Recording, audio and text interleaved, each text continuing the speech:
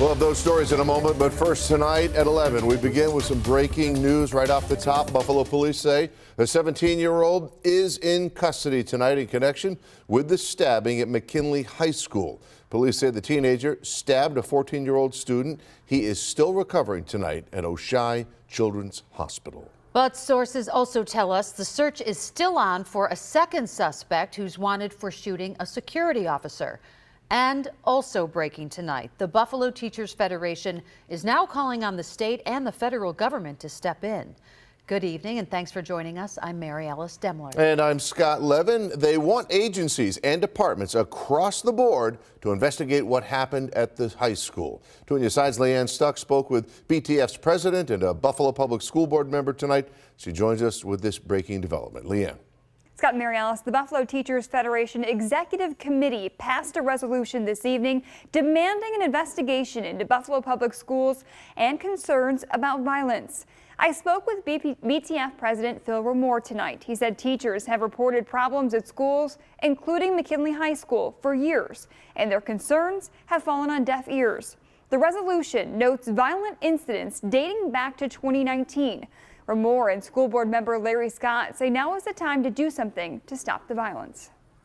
This act that just occurred at McKinley has got to be a wake-up call for all of us, that we can't just say, all right, let's trust them to do something.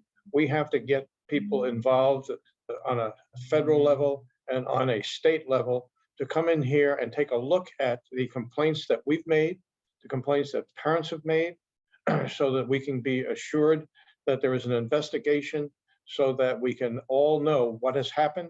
This is a time right now, first, for us to seriously listen to and understand what is happening with our parents, with our students, and with our staff. And Remore says the resolution will be sent to the district, state lawmakers, the Department of Education, and federal agencies. And tonight, I did reach out to the district for comment after this resolution was passed. We're still waiting to hear back. Leanne Stock, Channel 2 News. Leanne, thank you. Meantime, we're still waiting to get an update on the condition of the 14-year-old student who police say was stabbed. At last check, the 9th grader was at Children's Hospital being closely monitored. As for that picture you just saw, that was the security officer who was shot. He says he is thankful to be alive. Bradley Walker has been working at McKinley High School for about a month. He tells 2 on Your Side he ran to break up the fight yesterday, heard a gunshot, and realized he had been hit.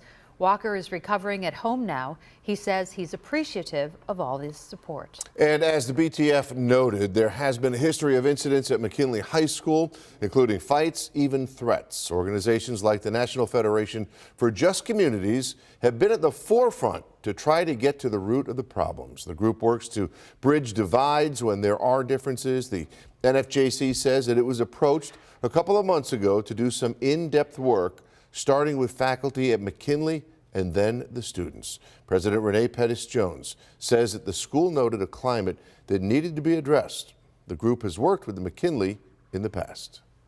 We took a group of kids and volunteers and paired them along and mentored, worked with them, talked with them, gave them inspiration. We gave them role models, people that looked like them in the community that really wanted to have their best interests at heart. And I think that's most important for kids these days is for them to see that there are folks that really do care. And the NFJC says that it has not been in contact with the school since the incident. Pettis-Jones says that she hopes the community can come together to support one another during this time. And be sure to stay with us here on air and online as we learn new information about the investigation. You can also find all of our current coverage right now on WGRZ.com.